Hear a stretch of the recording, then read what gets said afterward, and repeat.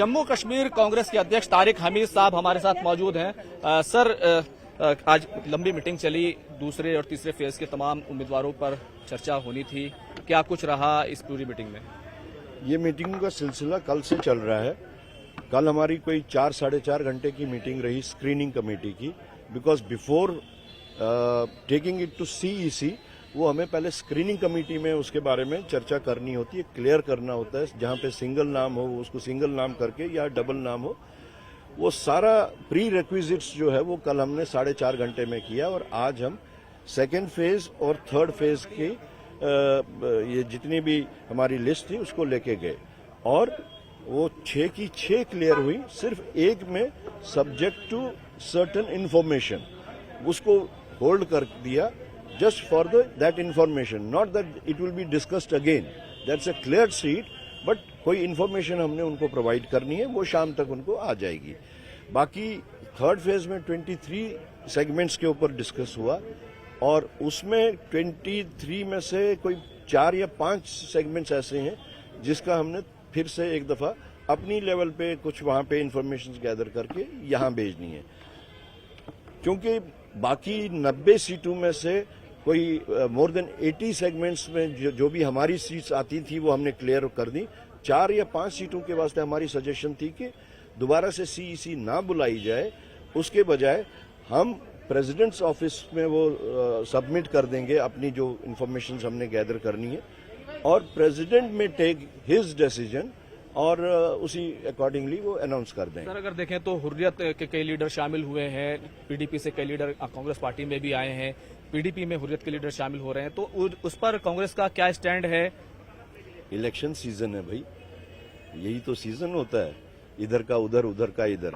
Anyway, देखिए, it's a democratic country और जमहूरी मुल्क में इलेक्शन लड़ना, कहां से लड़ना, किन मुद्दों पे लड़ना, ये एक इंडिविजुअल एक उसका प्रेरोगेटिव होता है। कोई ऐसा इशू ना हो विच गोज एंटी नेशनल, बाकी किसी पे भी आप लड़ लीजिए, कोई भी उनका मुद्दा हो, पॉलिटिकल हो, सोशल हो, इकोनॉमिक हो, वो लड़ सकते हैं। तो इधर का उधर जो आप कह रहे हैं, हुर्रियत पर कोई एतराज नहीं? हुर्रियत पे क्यों एतराज होगा? अभी तक तो वो उनके बारे में ये कहा जाता था कि वो एंटी इंडिया एंटी नेशनल है, वो इलेक्शन नहीं चाहते, वो कॉन्स्टिट्यूशन को नहीं मानते, वो इलेक्शन डेट्स पे बाइकआउट करवाते हैं। आज अगर वो इंडियन कॉन्स्टिट्यूशन को मानते हुए, इलेक्शन कमीशन ऑफ इंडिया के गाइडलाइंस रूल्स को फॉलो करते हुए, अपने आप को इंडियन डिक्लेयर करते हुए वो इलेक्शन में उतर रहे हैं, तो भैया आप तो खुश होना चाहिए।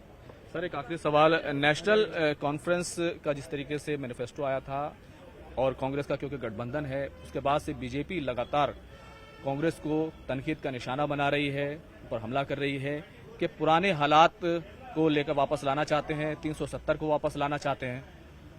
देखिए, ये तो कुछ अटपटी सी बात लग रही है कि मैनिफेस्टो किसी का, हा? और क्वेश्चन हमसे, जिनका मैनिफेस्टो है, जिन्होंने उसमें वो इनकॉर्पोरेट किया है, उनको क्यों नहीं वो क्वेश्चन करते? क्या इस पे आपने कभी गहराई से सोचा है? अगर मैनिफेस्टो वो नेशनल कॉन्फ्रेंस का है तो कांग्रेस से क्वेश्चन क्यों?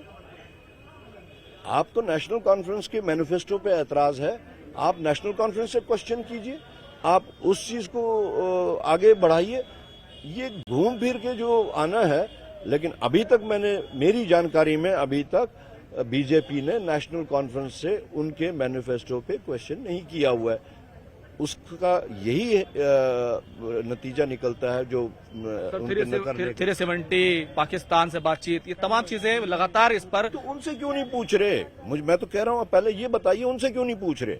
आप बीजेपी से ये क्वेश्चन कीजिए, आप तो थर्ड पार्टी से पूछ रहे हैं, जो डायरेक्टली इन्वॉल्व हैं, जिन्होंने ये सब किया, आपको मटेरियल दिए, ये सब आप उनसे क्वेश्चन कीजिए कि आपने ये सब क्यों किया, या उनके बारे में कीजिए।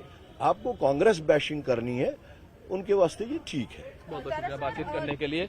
तो एक बड़ा बयान तारिक हमीद साहब का आया है कि हुर्रियत भी वो भी इस देश का हिस्सा है, अगर वो मेन स्ट्रीम में आना चाहते हैं तो फिर उस पर कांग्रेस को आपत्ति नहीं है। बड़ी बात और बड़ी खबर यह है कि उम्मीदवारों के नामों को लेकर 6 नाम सेकंड फेज में क्लियर हो गए हैं। साफ तौर पर 6 सीटों पर कांग्रेस पार्टी अपने उम्मीदवार खड़े करने जा रही है और साथ ही साथ जो 23 नाम हैं वो थर्ड फेज को लेकर क्लियर कर दिए गए हैं।